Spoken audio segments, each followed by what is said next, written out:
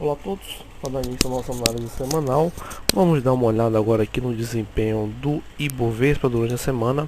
Ibovespa durante a semana subiu 0,75, dando uma aproximada aqui, podemos ver que o Ibovespa chegou perto de um suporte importante no gráfico semanal, que seria a região dos 63.800, e chegou até fazer um martelinho aí nessa região de preço. Lógico que ainda é cedo aí para falar que o mercado fez fundo, mas que ele fez um sinal positivo durante a semana. Após 3 semanas de correções consecutivas, o mercado fez um candlezinho de fundo aí nessa região de suporte. Dando uma olhada agora aqui no gráfico diário, podemos ver que o movimento do Ibovespa chegou perto do suporte e reagiu bem. O mercado na sexta-feira subiu bem, subindo 1,80, revertendo assim toda a queda que teve durante a semana. Se não fosse o pregão de sexta, o mercado ia fechar a semana negativo. Então sexta-feira, Ibovespa subiu 1,80, revertendo aí toda a queda durante a semana. Agora precisa romper essa resistência fraca que tem aqui. 66.237 é uma resistência fraca que o Ibovespa tem. Rompendo essa região, o Ibovespa deve testar patamares mais altos. Dando uma afastada aqui no gráfico diário, podemos ver que o Ibovespa está na região de preços no mês de setembro aí de 2010. Então o Ibovespa retornou essa região de preços, segue fazendo aí, se nós colocarmos afastar um gráfico, claramente o mercado segue fazendo um movimento lateral.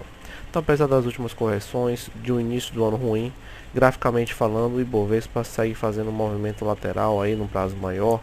Claramente o ano de 2010 foi o ano lateral e 2011 continua fazendo esse movimento lateral.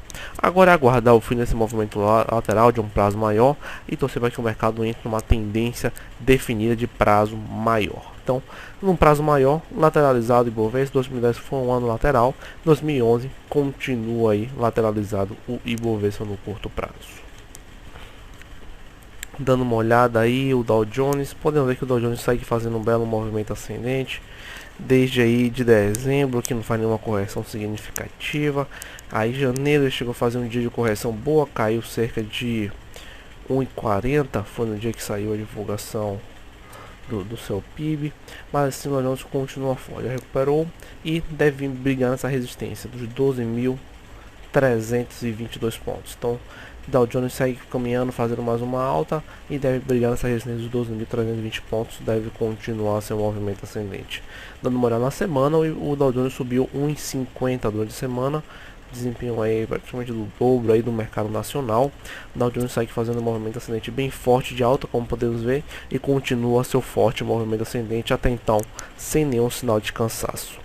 Dando uma analisada no dólar lateralizado também, congestionado claramente aqui desde o janeiro. O dólar esboçou uma reação no início do ano, desde então congestionou, não conseguiu se definir direito. O viés do dólar é baixista no curto prazo, mas ainda assim o dólar continua lateralizado, confirma aí esse movimento baixista se perder suporte nos 1.660 pontos. Então suporte do dólar 1.660 pontos, confirma esse movimento baixista se perder suporte. Até então fica lateralizado o dólar no curto prazo. Dando uma olhada no Ibovespa dolarizado, podemos ver que o Ibovespa dolarizado chegou a perder o suporte aqui do mês de novembro, mas ficou longe do suporte aqui que está no mês de agosto. Então mostra um pouco aí de diferença com relação ao Ibovespa real. Podemos ver que o Ibovespa real chegou bem perto do suporte, enquanto o dólar nem chegou perto do suporte, não chegou aí a chegar a testar o suporte, chegou bem longe. Então o Ibovespa dolarizado mostra um pouco mais de força do que o Ibovespa real, apesar de já estar armado pivôs de baixa e tal. O Ibovespa dolarizado mostra um pouco de força, não chegou a recuar patamares no mês de setembro a agosto de 2010, mostra um pouco mais de força, recua aí, chegou até apenas na região de outubro e setembro de 2010, não chegou aí na região de agosto. Então o Ibovespa dolarizado mostra um pouco de força, apenas essa leve divergência, mas nenhuma divergência altista aí que indique uma melhora para o curto prazo.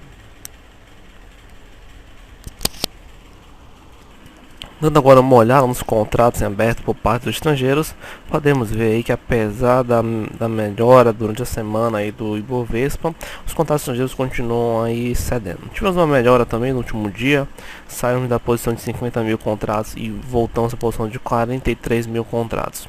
Então os estrangeiros estão fechando a semana com 43 mil contratos vendidos e ainda assim os estrangeiros ainda não voltaram a recuperar. Então, podemos dar uma analisada aí no gráfico que compara o Ibovespa com os saldos contratos dos estrangeiros. Podemos ver aí que é o patamar mais baixo desde 2009 que os contratos chegaram. Então, ou seja, eu estou com uma posição consideráveis vendidas.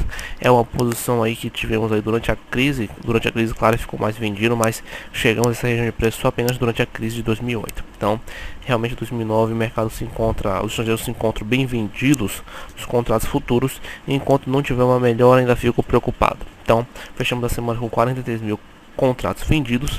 Temos agora a semana de vencimento e eu acredito que o mercado pode continuar difícil até quarta-feira de vencimento. Dando uma olhada aí no saldo do investimento estrangeiro, podemos ver que o saldo está negativo durante o mês de fevereiro, continua negativo e segue fazendo um movimento corretivo. Então, estrangeiros sem nenhum movimento divergente, bolsa caindo, saldo do investimento estrangeiro caindo. Dando uma olhada no investimento de pessoa física, esse sim está recuperando. Esse sim passou uns dias laterais, iniciou o mês negativo, mas ainda assim já segue positivo. Então também sem nenhuma divergência. Bolsa caindo, segue o saldo de investimento de pessoa física positivo e o saldo de investimento estrangeiro negativo, sem nenhuma divergência o fluxo de investimento estrangeiro. Bom, dando uma olhada agora no VIX, o índice que mede a volatilidade do mercado, conhecido também como índice do medo, o VIX aí retornou para casa dos 15 pontos. Então, tivemos uma semana de alta no mercado internacional, o Dow Jones subiu 1,5%, como nós vimos anteriormente. O VIX também recuou um pouco durante a semana e fechando na casa dos 15,69. O VIX chegou a fazer um movimento ascendente aí no final do mês de janeiro, mas ainda assim já recuou, já foi aí um momento de volatilidade forte aí que o mercado teve, mas já voltou ao normal. VIX voltou a trabalhar abaixo dos 15 pontos, então a volatilidade no mercado interno continua aí controlada, não devemos esperar aí grandes movimentos para o mercado internacional. Dando uma olhada agora no indicador de sentimento, apesar da alta e forte que o Dow Jones teve, na continuação desse movimento ascendente, o otimismo diminuiu um pouco com relação à semana passada. Apenas 49% dos investidores acreditam no mercado bullish, acreditam que o mercado americano vai ter mais uma semana de alta.